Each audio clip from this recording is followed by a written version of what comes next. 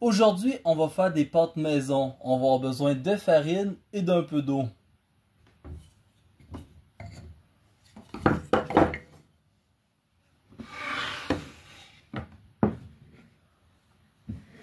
Premièrement, on vient mettre la farine dans le bol.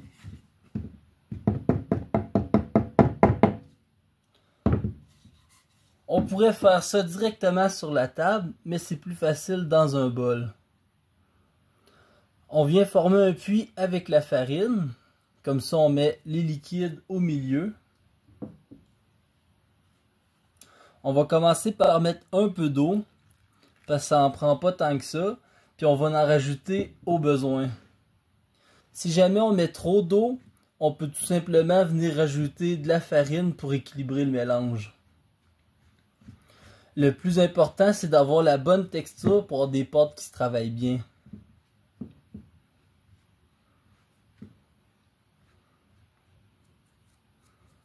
Comme là, c'est en masse sec, on va remettre de l'eau.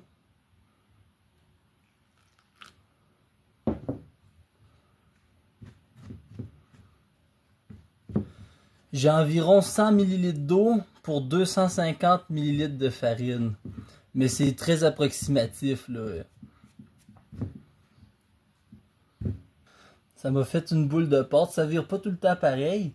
Puis il me reste encore plein de farine dans mon bol. Fait que je vais juste rajouter un peu d'eau pour venir reformer une autre boule avec le reste de la farine.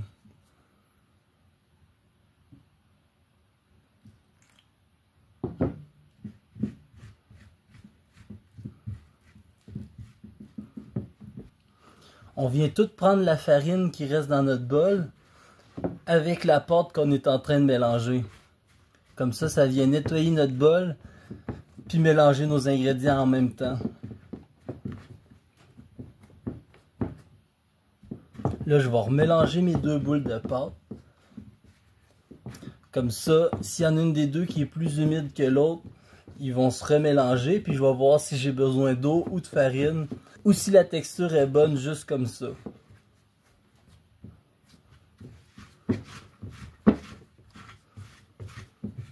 Quand il reste presque plus de farine, on vient mettre la pâte. Puis toute la farine qui reste d'un coup sur la table.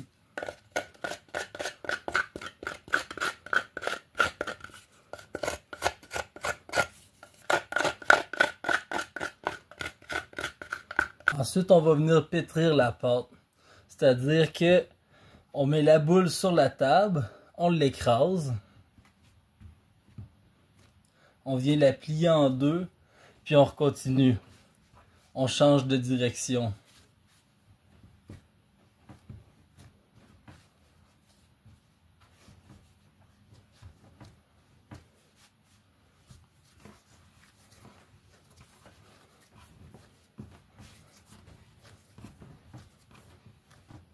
Faut venir manger toute la farine qui reste sur le plan de travail.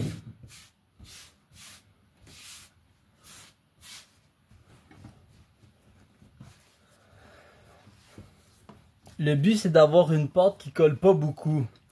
Parce qu'après ça, on va avoir une pâte qui colle trop quand on va vouloir la découper en spaghettis. On fait une belle boule avec la pâte quand on a assez pétri pour manger toute la farine qu'il y avait sur le plan de travail. Là, on a une belle boule de pâte. On va venir la couvrir pour éviter qu'elle sèche sur le dessus. En fond, ça cache les courants d'air. Puis on va la laisser reposer pendant 15 minutes à 1 heure. Ça va permettre de détendre la pâte. Puis ça va être beaucoup plus facile à travailler pour les prochaines étapes. Maintenant que la pâte a bien reposé, on va venir la rouler. Pour faire ça, on va venir l'aplatir avec notre rouleau.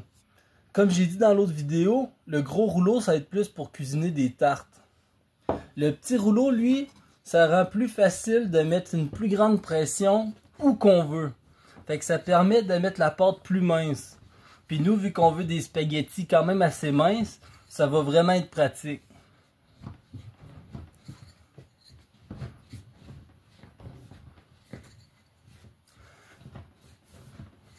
Fait qu'on vient juste rouler de milieu pour bien écraser la pâte, sinon elle va être très épaisse au milieu. C'est pas grave que les bords c'est encore très épais. L'important c'est de venir travailler l'épaisseur de notre pâte à son centre.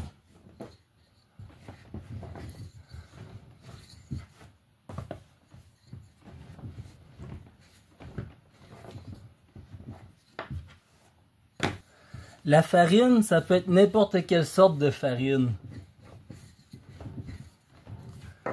Ici, j'ai pris de la farine blanche, mais sinon, souvent, je cuisine avec de la farine brune ou un mélange des deux. Ça va tout très bien. C'est important de faire attention pour ne pas percer la pâte quand on la travaille avec le rouleau. Mais on peut venir la rendre aussi mince qu'on le désire pour avoir des spaghettis qui vont être plus fins puis souples.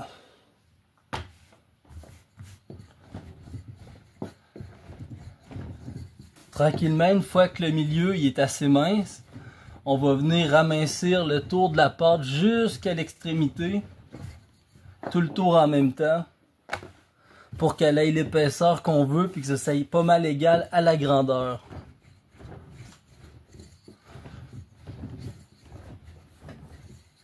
Des fois, quand on veut rendre la pâte trop mince, on va venir faire des plis comme ça dans notre pâte. On peut les écraser, comme on peut venir les retirer délicatement sans déchirer la pâte. Puis faire attention pour pas en faire trop ailleurs. Mais c'est juste esthétique, là, c'est pas vraiment un problème, là, les pâtes vont être très bonnes quand même.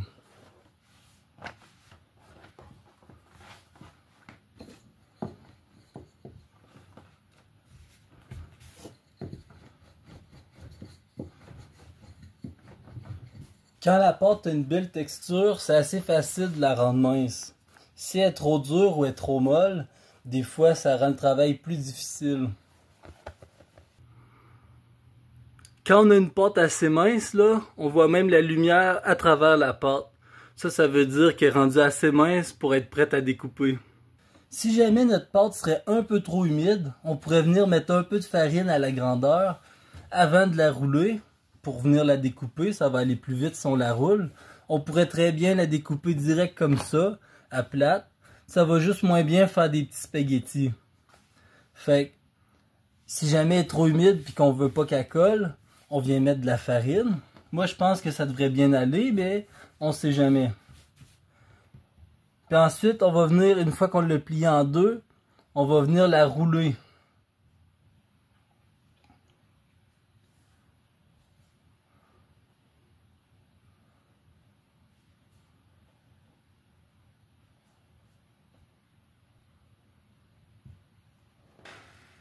On dépose le rouleau sur la planche à découper. Puis, on vient couper la largeur qu'on veut, nos spaghettis.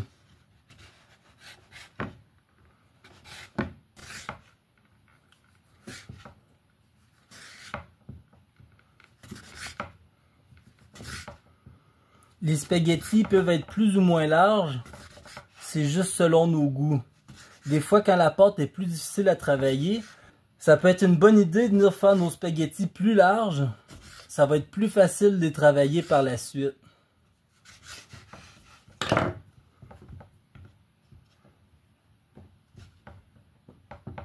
Fait qu'on laisse nos petits rouleaux déposés sur le côté, le temps qu'on termine de couper. Ça évite qu'ils collent entre eux.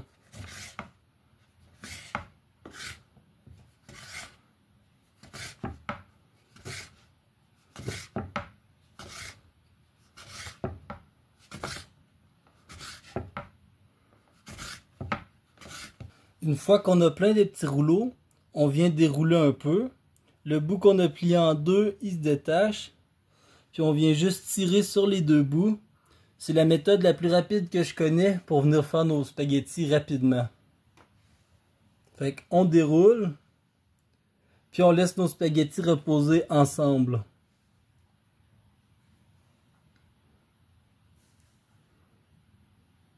On va venir les mettre un à côté de l'autre. Ça va être plus facile pour les accrocher puis les faire sécher après. Mais si on les cuisine tout de suite puis qu'on les met juste dans l'eau bouillante dans quelques minutes, on peut les mettre ensemble. Faut juste faire attention que s'ils sont trop humides, il faut mettre de la farine entre eux pour pas qu'ils collent.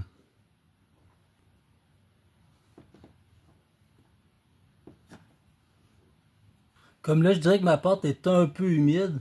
Des fois, ça l'aide de se prendre en plusieurs fois pour le dérouler. Parce que là, si on essaie juste de se prendre en une fois, des fois, il finit pas de se dérouler, puis ça étire trop la pâte, ou même elle va venir se casser. Fait que dans ces moments-là, on vient juste se reprendre tout près du rouleau, à chaque fois qu'on veut le dérouler un peu plus. Fait que si jamais les rouleaux ils déroulent pas bien, puis que même en les déroulant petit bout par petit bout, ça va pas très bien, c'est important de penser mettre de la farine avant de rouler la pâte. C'est ce qui va permettre d'éviter que les rouleaux collent.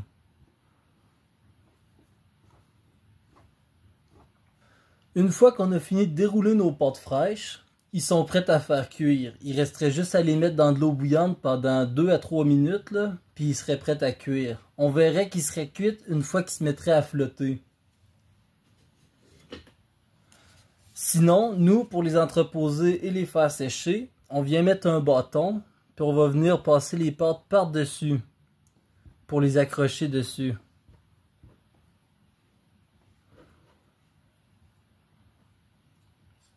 On garde une certaine distance entre les pâtes pour pas qu'ils collent pendant qu'ils sèchent. Puis nos pâtes, on va venir les mettre dans notre séchoir.